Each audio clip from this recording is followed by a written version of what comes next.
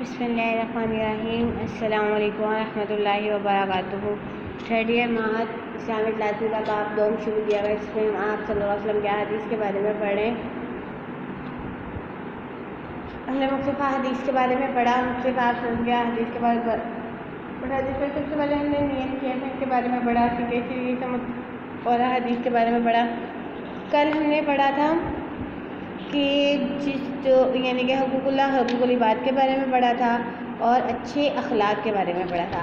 آج اسی کے متعلق آگے حدیث لے کے آئے ہیں 4 بھلائیاں۔ حدیث نمبر بندہ ہے جس کا نام انہوں نے رکھا 4 بھلائیاں۔ کیا مطلب اس کا؟ دیکھیں حدیث عن ابن عباس رضی اللہ عنہما ان النبی صلی اللہ علیہ وسلم قال 4 من اعطیہن فقد اعطی خیر الدنیا والآخرہ قلبا شاکرا ولسانا ذاکرا وبدنا علی البلاء صابرا وزوجة لا تبغيه حوبا في نفسها وماله۔ ان سے ابن عباس رضی اللہ عنہما انا کے نبی صلی اللہ علیہ وسلم قالا فرمایا 4 من جسے اعطیہن عطا کی گئی فقط پس بے شک اعطیہ دی گئی خیرہ بھلائیت دنیا کی والآخرہ اور آخرت کی، قلباً دل، شاکرن شکر گزار، ولساناً اور زبان، ذاکرن ذکر کرنے والی، اور بدناً جسم، علا پر بلائی مصیبت کی، صابراً صبر کرنے والا، اور زوجتاً عورت، لا تبغیہ نہیں چاہتی اس کے، حوباً زیادتی، فی میں نفسیہا اپنے بدن، اور مالہ اس کے مال۔ محاورہ ترجمہ دیکھیے کہ حضرت عبداللہ بن عباس رضی اللہ عنہ سے روایت ہے کہ نبی کریم صلی اللہ علیہ وسلم نے فرمایا جسے 4 چیزیں دی گئی بس بے شک اسے دنیا اور آخرت کی بھلائی عطا کی گئی، شکر گزار دل، ذکر کرنے والی زبان، مصیبتوں پر صبر کرنے والا جسم، اور ایسی عورت جو اپنے نفس اور شوہر کے مال میں گناہ کمی بیشی نہیں کرتی۔ اب دیکھیے اس حدیث مبارکہ میں جو ہے آپ صلی اللہ علیہ وسلم نے دنیا اور آخرت کی 4 بھلائیوں کا تذکرہ کیا ہے، گویا جسے یہ بھلائیاں اللہ کی تعالیٰ کی طرف سے مل جائے وہ خوش نصیب ہے۔ یہ بھلائیاں درج ذیل ہیں۔ نمبر 1 قلب شاکر یعنی شکر گزار دل، نمبر 2 زبان ذاکر ذکر کرنے والی زبان، نمبر 3 بدن صابر صبر کرنے والا بدن، اور نمبر 4 باوفا بیوی۔ اب ان کی جو ہے مختصر تشریح بیان کرتے ہیں۔ سب سے پہلے ہم قلب شاکر کے بارے میں بتائیں گے۔ شکر کرنے والا دل اللہ تعالیٰ کی بہت بڑی عنایت ہے جس کی وجہ سے مسلمان کی زندگی بہت آسان ہو جاتی ہے، اس لیے کہ اللہ تعالیٰ نے قرآن پاک میں ارشاد فرمایا لئن شکرتم لازیدنکم، اگر تم شکر کرو گے تو میں تمہیں مزید دوں گا۔ مزید یہ کہ اللہ تعالیٰ نے شکر کا حکم دیتے ہوئے فرمایا وکن من الشاکرین، اور تم شکر گزاروں میں ہو جاؤ۔ شکر گزاری صفت انبیاء بھی ہے، اس لیے اللہ تعالیٰ نے نوح علیہ السلام کی صرف بیان کرتے ہوئے فرمایا انہ کان عبدا شکورا، بے شک نوح اللہ تعالیٰ کے شکر گزار بندے تھے۔ حدیث نبوی اور شکر گزاری کی صرف اس کے ساتھ ساتھ حدیث میں بہت فضیلت آئی ہے۔ نبی کریم صلی اللہ علیہ وسلم نے فرمایا ایمان کے 2 نصف ہیں، نصف ایمان صبر میں اور نصف ایمان شکر میں۔ شکر ادا کرنا سنت انبیاء بھی ہے۔ جب نبی کریم صلی اللہ علیہ وسلم سے کہا گیا کہ آپ صلی اللہ علیہ وسلم اللہ کے نیک بندے ہیں پھر عبادت میں اتنی مشقت کیوں کرتے ہیں، تو آپ صلی اللہ علیہ وسلم نے فرمایا افلا اکون عبدا شکورا، کیا میں شکر گزار بندہ نہ بنوں؟ ایک حدیث میں مزید اس کی وضاحت ہوئی ہے قیامت کے روز بلند آواز سے پکارا جائے گا کہ حمادون اٹھ کھڑے ہوں، ایک جماعت اٹھ کھڑی ہوگی، ان کے لیے ایک جھنڈا گاڑ دیا جائے گا، بس وہ لوگ جنت میں داخل ہو جائیں گے۔ پوچھا گیا رسول اللہ وہ حمادون کون لوگ ہوں گے؟ فرمایا ہر حالت میں شکر ادا کرنے والے، ذکر کرنے والی زبان دوسری جو ہے یعنی کہ بیان کیا گیا ہے زبان ذاکر ذکر کرنے والی زبان، اللہ تعالیٰ کا ذکر ادا کرنے والی زبان اللہ کی دوسری بڑی نعمت ہے جس کی بدولت انسان اللہ کے بہت قریب ہو جاتا ہے۔ اللہ تعالیٰ نے ارشاد فرمایا وَاذْكُرُوا اللَّهَ كَثِيرًا لَعَلَّكُمْ تُفْلِحُونَ، اور اللہ کا ذکر کثرت سے کرو شاید کہ تم کامیاب ہو جاؤ، اس لیے ہمیں باکثرت ذکر خداوندی کرنا چاہیے۔ مندرجہ ذیل حدیث سے ذکر کی فضیلت ظاہر ہوتی ہے۔ روحانی بیماریوں کا علاج ہوتا ہے کہ انسان کے دل اچھائیوں اور برائیوں کا مرکز ہے، انسان پر برائی کا غلبہ روحانی کمزوریوں کی وجہ سے ہوتا ہے، اور اس کا واحد علاج ذکر الہی ہے۔ ارشاد نبی صلی اللہ علیہ وسلم ہے ہر چیز کو کوئی نہ کوئی صاف کرنے والی ہوتی ہے، جبکہ دلوں کی صفائی کرنے والی چیز ذکر الہی ہے۔ اعلیٰ ترین عمل دین اسلامی میں شمار اچھے اعمال ہیں، لیکن ذکر کو سب سے زیادہ اہمیت دی گئی ہے۔ نبی کریم صلی اللہ علیہ وسلم نے ایک مرتبہ صحابہ کرام سے فرمایا میں تمہیں ایسی چیز نہ بتاؤں جو تمام اعمال میں بہترین چیز ہے اور تمہارے مالک کے نزدیک تمہیں سب سے زیادہ بلند کرنے والی ہے؟ सोने चांदी को अल्लाह ताला के रास्ते में खर्च करने से भी ज़्यादा बेहतर, और जिहाद में दुश्मन को कत्ल करो, वो तुमको कत्ल करे इससे भी बढ़कर है। सहाबा ने क्या ज़रूर बता दें, फरमाया अल्लाह ताला का जिक्र है। साबिर बदन इंसानी ज़िंदगी की तीसरी भलाई बदन साबिर हैं। इंसान को अपनी ज़िंदगी में बेशुमार मसाइल पेश आते हैं जिनका सामना इंसान के लिए खासा मुश्किल होता है, मगर इन्हीं के मसाइल के हल में साबिर जिस्म बहुत बड़ा किरदार अदा करता है। अगर बदन साबिर ना हो तो इंसान बहुत से नुकसान उठाता है। इसलिए दर्ज ज़ैल हदीस में सब्र की फजीलत बयान की गई है। सब्र और नुसरत खुदाबंदी अल्लाह ताला की मदद सिर्फ और सिर्फ सब्र करने वालों के साथ है। आप सल्लल्लाहु अलैहि वसल्लम ने फरमाया, अन्नस्रु मा सब्र, नुसरत सब्र के साथ है। सब्र जन्नत का ख़जाना है। सब्र को जन्नत के ख़जानों में से एक ख़जाना करार दिया गया है, इसलिए कि जिसके हाथ दौलत आ जाए वो खुशकिस्मत है। इसलिए नबी करीम सल्लल्लाहु अलैहि वसल्लम ने फरमाया, सब्र जन्नत के ख़जानों में से ख़जाना है। सब्र रोशनी है। सब्र वो रोशनी है जिसकी रहनुमाई में मुसलमान अपनी मंजिल मकसूद की तरफ बढ़ता है। इससे मरहूमी अंधेरे में डूबने का मुतरादिफ है। इरशाद नबी सल्लल्लाहु अलैहि वसल्लम है, अस्सब्रु ज़ियाम, सब्र रोशनी है। सब्र निस्फ़ ईमान है। सब्र को नबी करीम सल्लल्लाहु अलैहि वसल्लम ने बहुत अहमियत दी और इसको मोमिन की ज़िंदगी का असासा करार दिया है। फरमाया, अस्सब्रु निस्फ़ुल ईमान, सब्र निस्फ़ ईमान है। चौथी चीज़ है बावफा बीवी। इंसान की ज़िंदगी में चौथी अल्लाह ताला की बहुत बड़ी नेमत बावफा बीवी है, जो खाविंद की गैर मौजूदगी में दो काम करती है। अपनी इज़्ज़त की हिफाजत, ये बहुत बड़ी बात है कि औरत खाविंद की गैर मौजूदगी में अपनी इज़्ज़त नामूद की हिफाजत हो, यानी ज़िना वगैरह में मुब्तला ना हो। इसलिए अल्लाह ताला ने ऐसी औरत की तारीफ़ इन अल्फाज में बयान की है, हाफ़िज़ातुल लिल-ग़ैबि बिमा हफ़िज़ल्लाहु, खाविंद की गैर मौजूदगी में इन चीज़ों की हिफाजत करने वाली होती है जिनकी हिफाजत इसके ज़िम्मे लगाई जाए। इसके अलावा हदीस में फरमाया, खाविंद का बीवी पर यह हक़ है कि इसके बिस्तर को किसी दूसरे मर्द से पामाल न होने दे। ऐसी औरत की इंसान को कदर करनी चाहिए ताकि घर जन्नत का नमूना बन जाए। शोहर के माल में जायज़ तसर्रुफ़ औरतें घर चलाने और उसकी तरक्की में अहम किरदार अदा करती है। मशहूर मक़ूला है कि औरत सुई के नाके से घर का सारा माल निकाल सकती है। गोया अगर औरत के माल में नाजायज़ तसर्रुफ़ करे तो घर की तरक्की का तसव्वुर नहीं किया जा सकता, बल्कि बर्बादी यकीनी है। जहाँ तक जायज़ तसर्रुफ़ का ताल्लुक़ है तो इसकी इजाज़त नबी करीम सल्लल्लाहु अलैहि वसल्लम ने दी है। गोया इज़्ज़त और माल की मुहाफ़िज़ बीवी अल्लाह की नेमत है। हमें इन चारों मुतज़क्किरा बाला नेमतों की कदर करनी चाहिए। आगे हदीस नंबर 16 है, 7 मुहलिकात।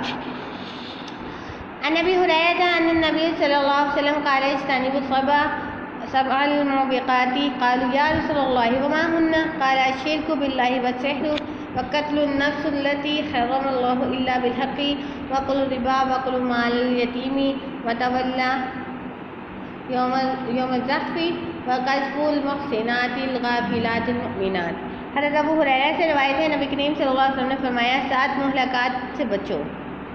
लोगों ने पूछा, अल्लाह के रसूल वो कौन से गुनाह हैं? आपने फरमाया, अल्लाह के साथ किसी को शरीक करना, नाहक किसी आदमी को कत्ल करना, सूद खाना, यतीम का माल खाना, मैदान जंग से भागना और पाक दामन भूली भाली मोमिन औरतों पर तोहमत लगाना।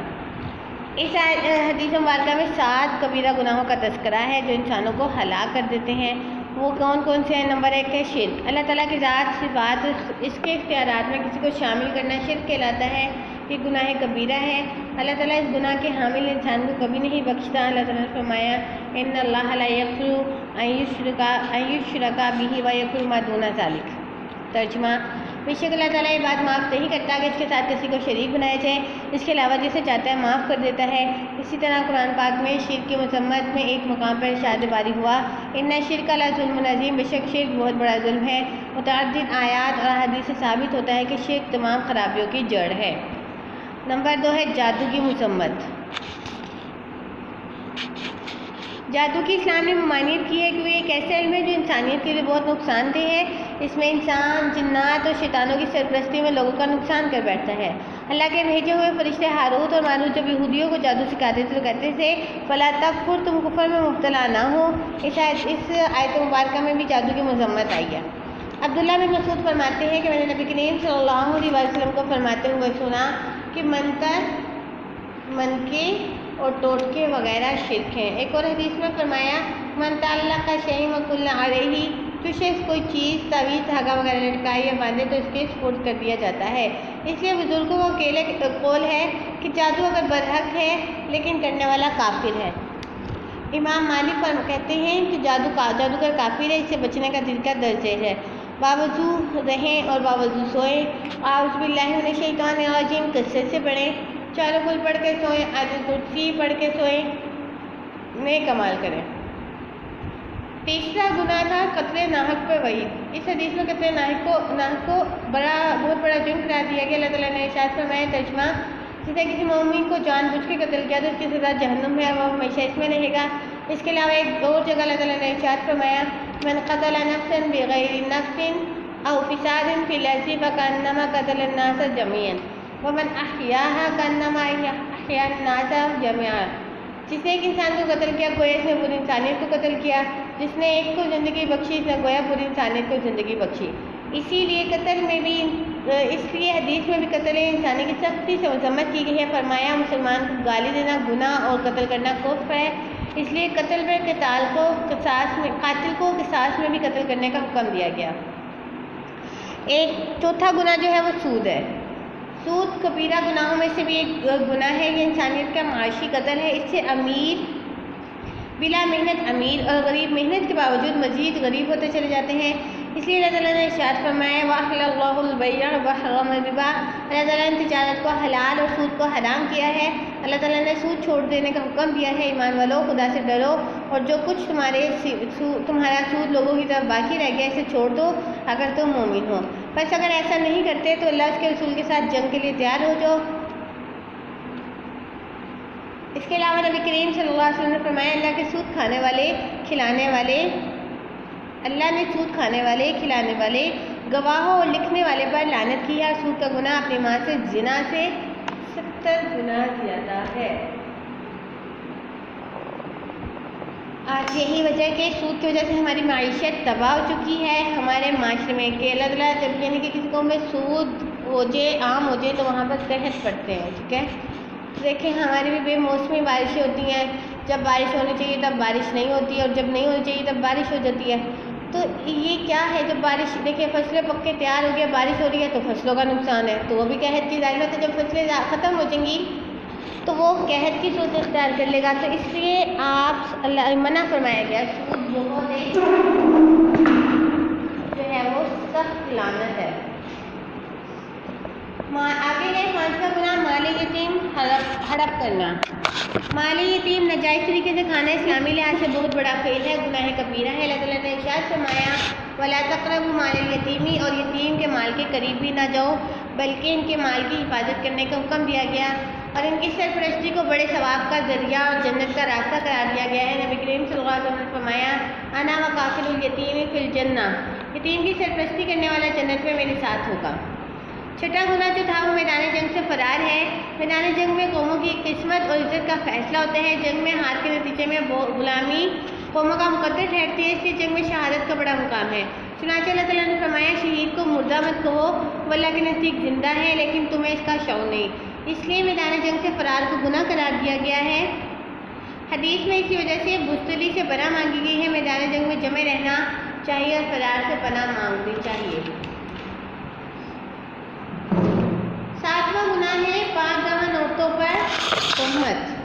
معاشرے میں پاک دامن عورتیں اللہ تعالیٰ کی ایک نعمت ہوتی ہیں، گھر کی پاکیزگی کا انحصار ان پر ہوتا ہے۔ اس لیے اللہ تعالیٰ نے فرمایا، جو لوگ بھولی بھالی پاک دامن عورتوں پر تہمت لگاتے ہیں اور پھر 4 گواہ نہیں لاتے تو ان کو 80 کوڑے مارو اور پھر ان کی گواہی کبھی قبول نہ کرو۔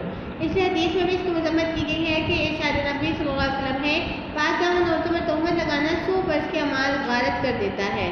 100 برس کی کسی کی زندگی بھی نہیں ہوگی اور 100 برس اس کے اعمال کیا ہو جائیں گے، سارے کے سارے ضائع ہو جائیں گے۔ یہ بات واضح ہے کہ معصوم و پاک دامن عورتوں پر تہمت کا نتیجہ صرف انہی تک محدود نہیں رہتا بلکہ اس سے 2 خاندانوں کے درمیان دشمنی کی بنیاد پڑتی ہے جو بڑھتے بڑھتے پورے معاشرے کو اپنے لپیٹ میں لے لیتی ہے۔ اس لیے اسلامی اخلاقیات میں اس بنیادی اکائی یعنی معصوم عورتوں کے تحفظ کا اہتمام کیا گیا ہے، جس پر گھر کی زندگی کا استحکام کا دار و مدار ہے۔ اللہ تعالیٰ ہمیں جو ہے نا حدیث پر عمل کرنے کی توفیق دے۔ السلام علیکم ورحمۃ اللہ وبرکاتہ، فی امان اللہ۔